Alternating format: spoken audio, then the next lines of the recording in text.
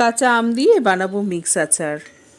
কাঁচা আম দিয়ে মিক্স আচারটা বানালে মিক্স আচারের টেস্টটা আরও ভালো হয়। এই সময় তো বাজারে কাঁচা আম পাওয়া যাচ্ছে, সেই আম দিয়ে মিক্স আচারটা বানিয়ে নেব, তা সারা বছর খাওয়া যাবে। আর এই সময় বানিয়ে নিলে আচারটাও ভালো থাকবে। এই মিক্স আচার দিয়ে রুটি পরোটার সাথেও খেতে ভালো লাগে, কিংবা ভাতের সাথে ডাল দিয়েও ভালো লাগে। তাহলে চলো বন্ধুরা, তোমাদের মিক্স আচারের রেসিপিটা বানিয়ে দেখাই।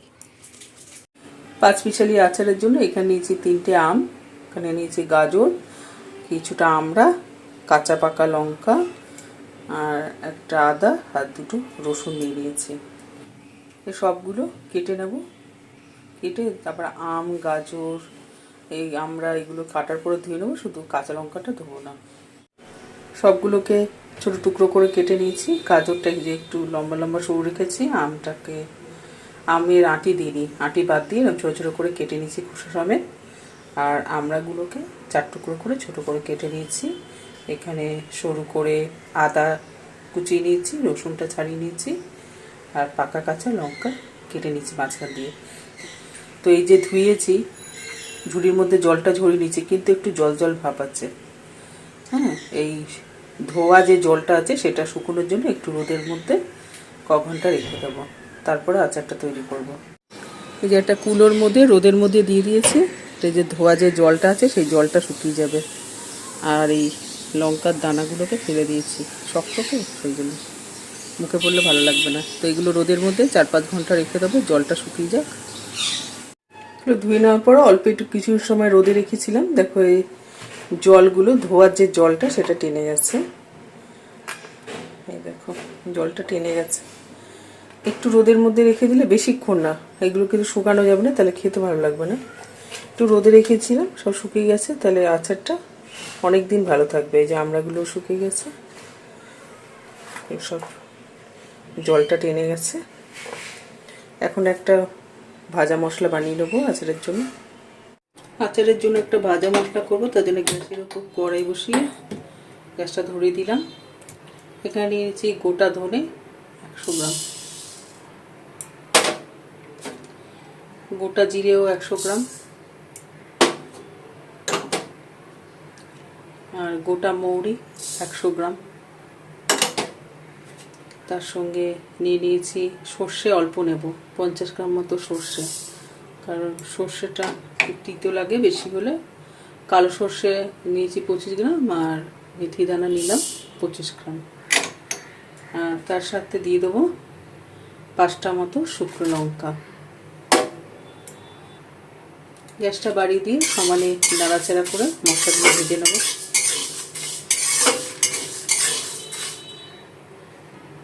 টেস্টের জন্য দিয়ে দেবো এখানে 25 গ্রাম মতো জোয়ান দিয়ে দিলাম। মশলাটা একটু নেড়ে চেড়ে ভেজে নেব।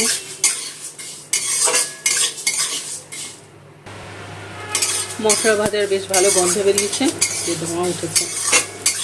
মশলাটা ভালো করে ভাজা গেছে, খুব বেশি পোড়াবো না, তাহলে কী লাগবে। গ্যাসটা বন্ধ করে দিলাম, মশলাগুলো ঢেলে দিলাম।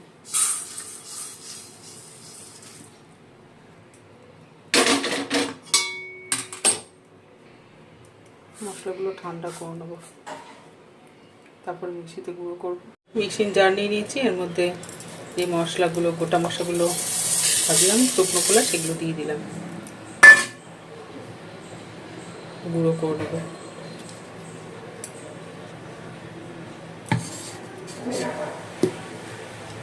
মশলাগুলো গুঁড়ো করে নিয়েছি, একদম মিহি করে নিয়ে একটু দানা দানা রেখেছি। এই অবস্থায় ঢাকা দিয়ে রেখে দিলাম। গ্যাসটা ধরিয়ে নিলাম, কড়াইতে দিয়ে দিলাম অল্প একটুখানি সর্ষের তেল, 50 গ্রাম মতো হবে। তেল ভালো করে গরম করে ফোড়নে দিয়ে দিলাম 1 চামচ মতো 5 ফোড়ন। ফোড়নটা একটু তেলের মধ্যে ভেজে নেব। ফোড়নটা একটু তেলের মধ্যে ভেজে নিয়েছি। এখন গ্যাসটা বন্ধ করে দিলাম, দিয়ে তেলটা ঠান্ডা করে নেব। তেলটা অল্প ঠান্ডা করে এর মধ্যে সব কিছু দিয়ে দিলাম।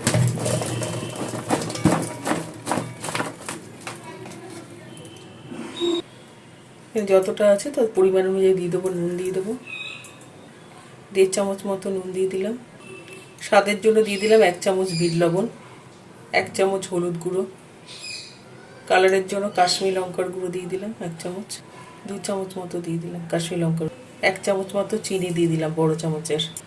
দিয়ে ভাজা মশলাটা করেছিলাম হাফ বাটি মতো ভাজা মশলা গুঁড়ো দিয়ে দিলাম। এখন নুন, হলুদ, চিনি, ভাজা মশলার গুঁড়ো, কাশ্মীরি লঙ্কার গুঁড়ো দিয়ে সব কিছু ভালো করে মিশিয়ে নেব। সরষের তেল দেওয়ার পরে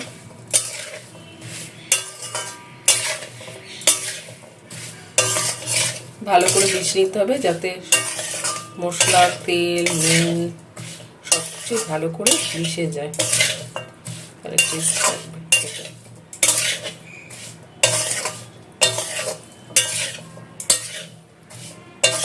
ভালো করে মিশিয়ে নিয়েছি। এখন একটু গরম আছে কড়াইটা, একটু ঠান্ডা করে শিশিতে ভরে নেবো। যে শিশিটাতে আচার রাখবো, শিশিটা ভালো করে সাবান দিয়ে রেখে নিয়েছি, দিয়ে ভালো করে শিশিটা ধুয়ে দেবো।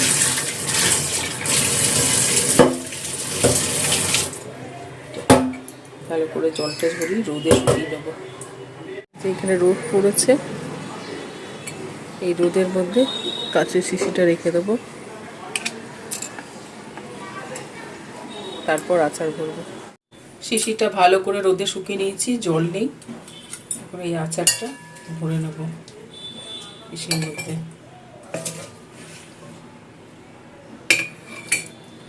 ভরে নিয়ে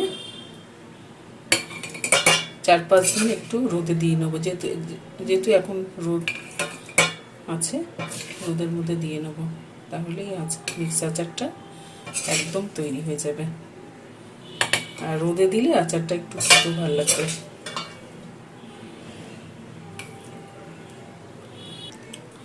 আর আচারটা তৈরি করার পরে একটু লেবুর রস বা ভিনিগার দিয়ে দিতে হবে, তাহলে আচারটা সারা বছর ভালো থাকবে। আমার দেওয়া হয়নি, শেষে দিয়ে দেবো। সবগুলো ভরে নিলাম, আচারটা ভরে নিয়েছি। লেবুর রসটা দিতে ভুলে গেছিলাম, দিয়ে দেবো। একটা মিডিয়াম সাইজে পাতি লেবু চিপে দিয়ে দেবো।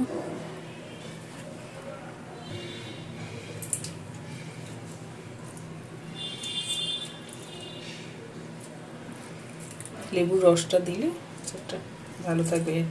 লেবু রসের বদলে ভিনিগারও দিয়ে দিতে পারেন। লেবুর রসটা দিয়ে ভালো করে মিশিয়ে নেব। আর এমনিতেই রোদে দেওয়ার সময় একটু ঝাঁকিয়ে নিলে লেবু রসটা মিশে যাবে।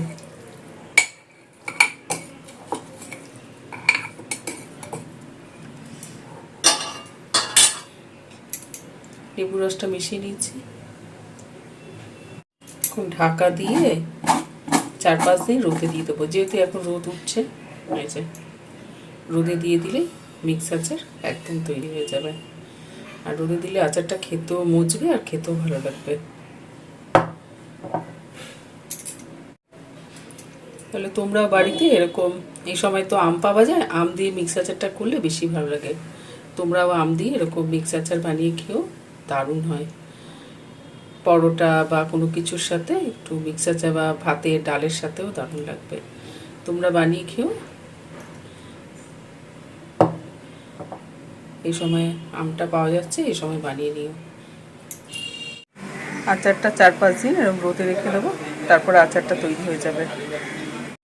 বন্ধুরা, তোমরাও বাড়িতে বানিয়ে খেও। প্লিজ একটা লাইক দিয়ে একটু সাবস্ক্রাইব আর ফলো করে দিও।